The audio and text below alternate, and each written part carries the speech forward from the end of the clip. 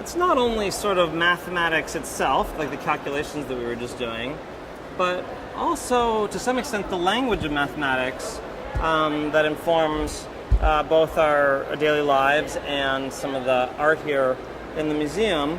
And I don't know, as we were walking, if anybody noticed something that appears sort of mathematical, at least in its structure or its notation, that we may have seen, kind of on the walls of the place. It's sort of sitting right behind me.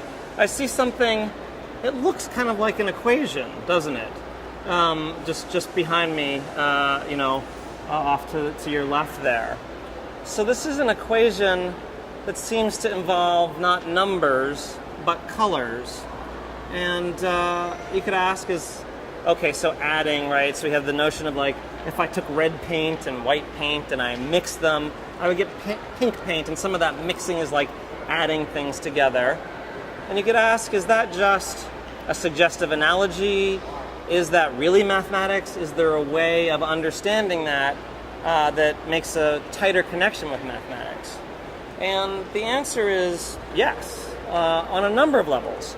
So first off, we might start with what's called the artist's color wheel.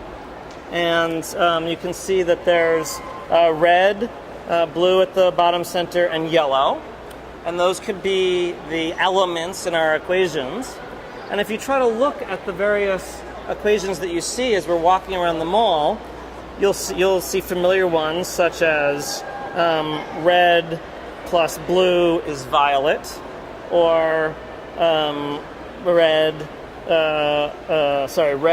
plus yellow is orange, or yellow plus orange is marigold, and so on. And if you look at these equations, you'll see that there is sort of a geometric rule. So we can actually represent the hue of a pigment by an angle. There's a way of representing a hue of a pigment by an angle. And then what happens to our addition rule? If we want to look at blue plus yellow equals green, we take the angle bisector. If we imagine the center here, we imagine lines going from the center through our two colors. The angle bisector will go through the color that we get by mixing them. So, that works pretty well, and it makes this connection between color and geometry. And of course, color is a fundamental aspect of the artworks that we see in the mall. Now, there are some limitations to this particular model. So, for example, suppose we wanted to mix blue and orange. Well, if we took the angle bisector, we would see that first of all, it's a straight angle, right? So the angle bisector is going to be 90 degrees. So it's a little ambiguous. Which way do we go? So it would tell us that this blue plus this orange would either be sort of lime green, or it would be kind of vermilion. Do either of those sound right?